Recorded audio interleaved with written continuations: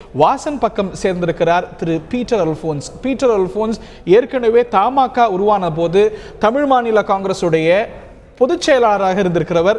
இப்பொழுது ஞானதேசிகன் பதவி விலகியதை தொடர்ந்து அவர் அநேகமாக தமிழ்நாடு காங்கிரஸ் கமிட்டியுடைய தலைவராக கூடும் என்றே செய்திகள் வலம் வந்தன.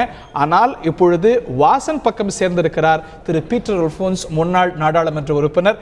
அவர் எமது செய்தியாளருக்கு கொடுத்த நேர்காணலை இப்பொழுது காணலாம். ஒரு புதிய சகாப்தம் துவங்க ஆரம்பித்திருக்கிறது. பல தலைமுறைகளை பார்த்த தலைவர்களுக்கெல்லாம் பிறகு புதிய தலைவர்களுடைய வரவுக்காக தமிழகம் காத்திருக்கிறது.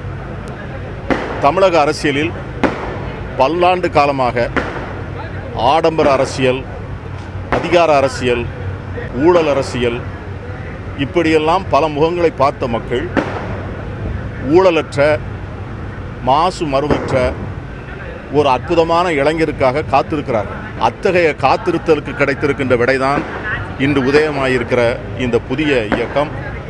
நிச்சயமாக தமிழகம் தழுவிய மக்கள் பிரச்சனைகளை காலங்காலமாக வெற்றி பெற்றிருக்கின்ற லட்சியங்களோடு உடன் சேர்த்து பல புதிய உத்திகளை வைத்து தமிழக அரசியலில் தனக்கென ஒரு இடத்தினை நிச்சயமாக இந்த இயக்கம் பெற்றுக்கொள்ளும்.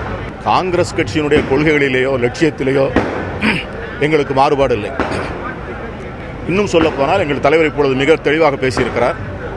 காங்கிரஸ் கட்சியினுடைய தலைவியாக இருக்கின்ற அன்னை சோனியா காந்தி அவர்கள் மீதோ அல்லது இளைய தலைவர் ராகுல் காந்தி மீதோ எங்களுக்கு எந்த விதமான வருத்தமும் இல்லை, கோபமும் இல்லை.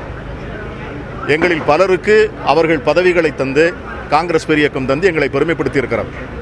ஆனால் இன்று நாங்கள் ஏற்றுக்கொண்டிருக்கின்ற பயணம் அந்த காங்கிரஸ் கட்சியினுடைய லட்சியங்களான ஜனநாயகம், மதச்சார்பற்ற அரசியல், சமூக நீதி, எல்லோரையும் உள்ளடக்கிய பொருளாதார வளர்ச்சி, திறந்த நேர்மையான நிர்வாகம், ஒட்டுமொத்தமாக சுருக்கமாக சொன்னால் காமராஜருடைய ஆட்சி.